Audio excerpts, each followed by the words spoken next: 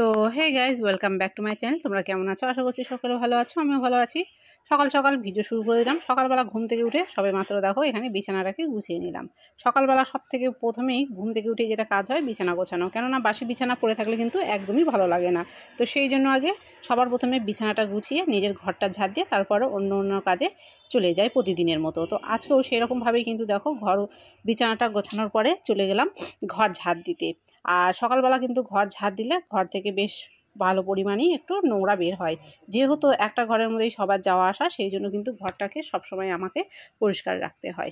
তো এখানে কিন্তু ঘরটা ঝাড় দেওয়া হয়ে যাওয়ার পরে দেখো আমি এখানে মুছে দিচ্ছি। ঘর মোছা হয়ে গেছে, এখন বারান্দাটা মুছে দিচ্ছি। আর রান্নাঘরে দেখো কত সুন্দর রোদ পড়েছে।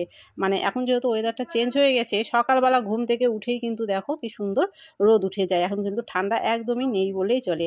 তো যাই হোক, তোমাদেরকে জানিয়ে দিই গুড মর্নিং। কথা বলতে বলতে গুড মর্নিংটা জানাতে ভুলেই গিয়েছিলাম। আর দেখো রাতের যে বাসনগুলো ছিল সেই বাসনগুলোও আমার মাজা হয়ে গেছে, সেগুলোও রেখে দিলাম। আর অনেক দিন উঠোনটাকে মোছা হয়নি। আর যদিও এখন গোবর পাওয়া যায় না, খুব একটা গরু দেখাও যায় না, সবার কারো গরু নেই। হঠাৎ মাঠাৎ যদিও বা কেউ গরু টরু বাঁধে বাড়ির আশেপাশে, তখন একটু গোবর পেলে উঠোনটাকে একটু মুছে দিই। তো কালকে কেউ গরু বেঁধেছিল, তো একটু গোবর পেয়েছিলাম, ভাবলাম সকালবেলায় উঠোনটাকে মুছে দিই। কেননা দুপুর হয়ে গেলে রোদ উঠে যায়, তখন কিন্তু উঠোন মুছতে বা অত কাজ করতে ভালো লাগে না। তো সকালবেলা স্নান করার আগ দিয়েই কিন্তু এই কাজগুলো করে নিচ্ছিলাম। তো বাসি ঘরের কাজ হয়ে গেছে, শুধুমাত্র উঠোন মোছাটাই বাকি ছিল। উঠোন মোছা হয়ে গেলেই কিন্তু সোজা চলে যাব স্নান করতে। আর দেখো গোবর দিয়ে মোছার পরে কিন্তু উঠোনটা দেখতে খুব সুন্দর লাগে।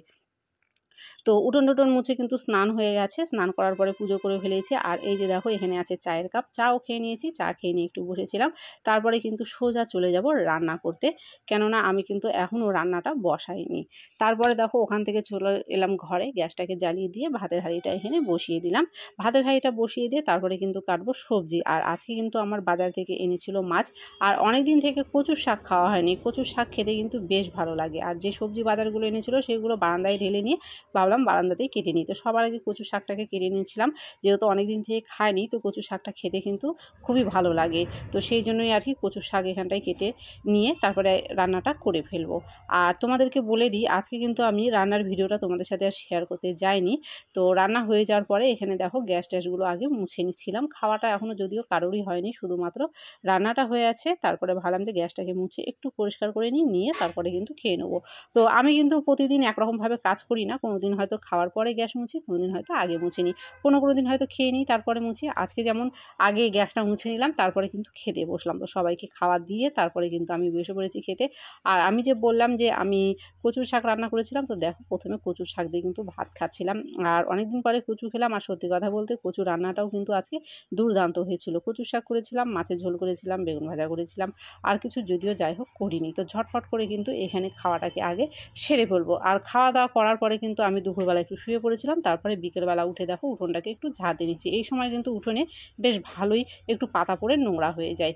তো ভিডিওটাকে আজকে এখানেই শেষ করছি। কেমন হয়েছে ভিডিওটা অবশ্যই কিন্তু কমেন্ট করো। ভালো লাগলে অবশ্যই লাইক করে দিও, পারলে ভিডিওটাকে শেয়ার করে দিও। আর যদি চ্যানেলটা এখনও সাবস্ক্রাইব করা না থাকে, অবশ্যই কিন্তু চ্যানেলটিকে সাবস্ক্রাইব করে দিও। আর অবশ্যই কিন্তু তোমরা জানিও তোমরা সকলে কেমন আছো।